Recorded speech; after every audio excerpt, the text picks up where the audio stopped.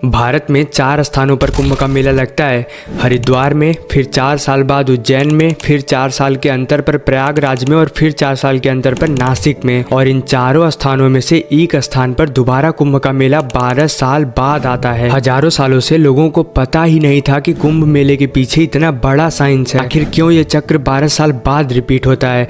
आप किसी बड़े धार्मिक स्थल पर जाएंगे तो वहां पर आपको शायद से 1-2 नागा साधु ही दिखेंगे, लेकिन जैसे ही कुंभ आता है तो हजारों लाखों की संख्या में नागा साधु और बहुत सारे योगी निकलकर बाहर आते हैं और कुंभ में स्नान करके अपनी शक्तियों को जागृत करते हैं। आखिर ऐसा क्या होता है कुंभ के मेले में जिसके कारण हजारों नागा साधुओं को अपनी साधना तक छोड़नी पड़ती है। शायद आप नहीं जानते होंगे, लेकिन ईसा योग सेंटर की स्थापना भी 11 डिग्री लैटिट्यूड पर किया गया है। आखिर क्यों ऐसा बोला जाता है कि कुंभ का समय ही एक ऐसा समय है जब हम अपनी 7 चक्रों को आसानी से जागृत कर सकते हैं। आज की इस छोटी सी वीडियो में हम कुंभ के बारे में सब कुछ जानने वाले हैं ताकि आपको और कोई वीडियो ना देखनी पड़े।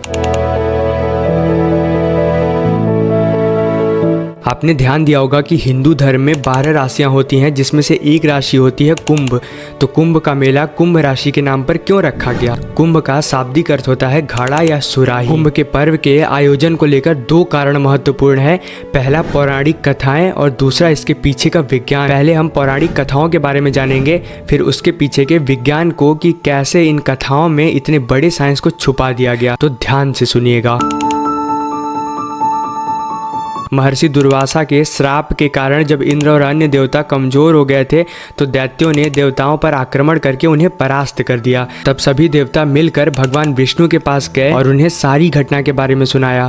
तब भगवान विष्णु ने उन्हें दैत्यों के साथ मिलकर क्षीर सागर का मंथन करके अमृत निकालने की सलाह दी। भगवान विष्णु के ऐसा कहने पर संपूर्ण देवता दैत्यों के साथ संधि करके अमृत निकालने के प्रयास में लग गए। अमृत कुंभ के निकलते ही देवताओं के इशारे से इंद्रपुत्र जयंत अमृत कलश को लेकर आकाश में उड़ गया। उसके बाद दैत्य गुरु शुक्राचार्य के आदेश के अनुसार दैत्यों ने अमृत को वापस लेने के लिए जयंत का पीछा किया और घोर परिश्रम के बाद उन्हें बीच रास्ते में ही जयंत को पकड़ लिया। उसके बाद अमृत कलश पर अधिकार जमाने के लिए देवताओं और दानवों में 12 दिन तक अविराम युद्ध होता रहा और इसी लगातार लड़ाई के दौरान पृथ्वी पर 4 स्थानों पर प्रयाग, हरिद्वार, उज्जैन और नासिक पर कलश से अमृत की बूंदें गिरी थी। इसी कलश और लड़ाई को शांत करने के लिए भगवान हरि ने मोहिनी रूप धारण किया था और आगे की कहानी आप जानते हैं। अमृत प्राप्ति के लिए देव और दानवों में परस्पर 12 दिन तक निरंतर युद्ध चला था, जिसमें देवताओं के 12 दिन मनुष्यों के 12 वर्ष के समान होते हैं।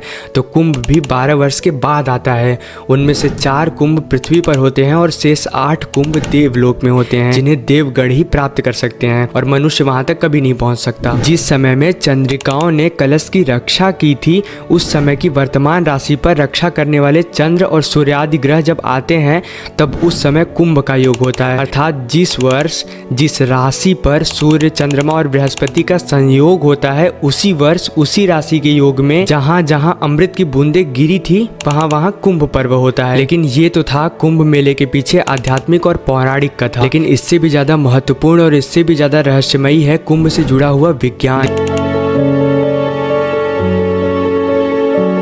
देखिए, हमारी पृथ्वी, चंद्रमा, सूर्य, इलेक्ट्रॉन सभी एक निश्चित समय के बाद अपनी स्थिति को दोबारा रिपीट करते हैं। जब हमारी पृथ्वी सूर्य का चक्कर लगाती है तो पृथ्वी और सूर्य के बीच एक सेंट्रीपिटल फोर्स पैदा होता है जो कि सूर्य के केंद्र पर लगता है और इसी सेंट्रीपिटल फोर्स या केंद्रीय बल के कारण हमारी पृथ्वी सूर्य के चारों ओर घूम पाती है। अब आप सोचिए कि आप पृथ्वी के इस स्थान पर खड़े हैं। अब जब पृथ्वी सूर्य का चक्कर लगा रही होगी तो सेंट्रीपिटल फोर्स आपके पांव से एनर्जी को खींचता हुआ आपके सिर तक लेकर जाएगा और इसी एनर्जी को नीचे से ऊपर की ओर प्रवाहित करने के लिए लोग तपस्या करते हैं, तप करते हैं। लेकिन इस दिन यानी कि कुंभ के दिन ये एनर्जी का फ्लो आपके शरीर में बिना किसी तप की मदद से होने लगता है। और अगर आप योग की प्रक्रिया और थोड़ा और आध्यात्मिक प्रक्रिया कर लें, तप कर लें, तो आपके 7 चक्र मूलाधार, स्वाधिष्ठान, मणिपुर, अनाहत, विशुद्ध, आज्ञा और सहस्त्रार चक्र जागृत हो जाते हैं। लेकिन अगर कुंभ मेले के पीछे का साइंस इतना ही होता तो लोगों को आश्चर्य नहीं होता। अभी और भी बहुत सारी चीजें हैं जो समझनी बाकी है। हमारे प्राचीन ऋषियों ने सूर्य और चंद्रमा के आधार पर 12 राशियों का निर्माण किया, जो कि बृहस्पति को एक पूर्ण राशि चक्र में प्रवेश करने में 12 वर्ष का समय लगता है। इसीलिए कुंभ लगभग 12 वर्षों के बाद मनाया जाता है। पद्मिनी नायके मेषे कुंभ राशि गते गुरो गंगा द्वारे भवेद योग कुंभ नाम तथोत्तमा। जब बृहस्पति कुंभ या कुंभ राशि में प्रवेश करता है और सूर्य और चंद्रमा क्रमशः मेष और धनु राशि में प्रवेश करते हैं तो कुंभ हरिद्वार में आयोजित किया जाता है। मकरे च दिवानाथे हा मंजगेन च बृहस्पति कुंभ योगो भवे तात्र प्रयागे हयति दुर्लभ। मेष राशि गते जीवे मकरे चंद्र भास करो कुंभक के स्थिति रथ नायके। जब बृहस्पति वृषभ या वृषभ राशि चक्र में प्रवेश करता है और सूर्य और चंद्रमा मकर या मकर राशि में प्रवेश करते हैं तो कुंभ का मेला प्रयाग में आयोजित किया जाता है। मैं सिंह सिंह गते सूर्य सिंह शशो बृहस्पति गोदावर्य भवेत कुंभो जायते खलु मुजातिदः। जब बृहस्पति सिंह या सिंह राशि में और सूर्य और चंद्रमा कर्क राशि में प्रवेश करते हैं तो कुंभ नासिक और त्र्यंबकेश्वर में आयोजित किया जाता है। मेष राशि गते सूर्य सिंह शशो बृहस्पति उज्जयान्याम भवेत कुंभ सदा मुजराति प्रदायकः। जब बृहस्पति सिंह राशि में और सूर्य और चंद्रमा मेष राशि में होते हैं तो कुंभ का आयोजन उज्जैन में होता है। हर कुंभ में अलग अलग साधु दिखाई देते हैं। किसी ने कई सालों से अन्न और जल का त्याग कर दिया होता है, किसी ने सालों से अपने हाथ को ऊपर उठाए रखा है, किसी ने आजीवन एक पैर पर चलने की सौगंध ली है, किसी को इस संसार से कोई मतलब नहीं है। ये लोग कुंभ के आते ही गुफाओं से हिमालय से चलकर पहुंच जाते हैं और कुंभ के समाप्त होते ही अपनी गुफाओं में और अपने स्थानों पर जाकर विलुप्त हो जाते हैं। सभी को पता है कुंभ के इस रहस्य के बारे में। क्या आपने कभी सोचा है कि नागा साधु अचानक से कहाँ से आ जाते हैं? नागा साधु भिक्षा मांगकर या जंगलों पहाड़ों में मिलने वाले कंद मूल फल को खाकर अपना पेट भरते हैं। लंबे समय तक भूखे प्यासे भी रह सकते हैं। वे दुनिया के सामने आना पसंद नहीं करते हैं, इसलिए अपनी पैदल यात्राएं जंगलों के रास्तों से करते हैं और दिन की बजाय रात में यात्रा करते हैं। ये लोग संसार से विरक्त होकर अपना ज्यादातर समय प्रभु की साधना में बिताते हैं। ये भी कहा जाता है कि उनके पास ऐसी रहस्यमयी विद्याएं या ताकत होती हैं जिनसे वे अपने साथियों भेजे गए संदेश को ग्रहण कर लेते हैं। और सनातन धर्म के ऐसे बहुत सारे रहस्य और विज्ञान हैं जो लोगों को पता ही नहीं है। अगर आप जानना चाहते हैं सनातन धर्म को गहराई से तो हमारे चैनल को सब्सक्राइब जरूर कर लीजिएगा।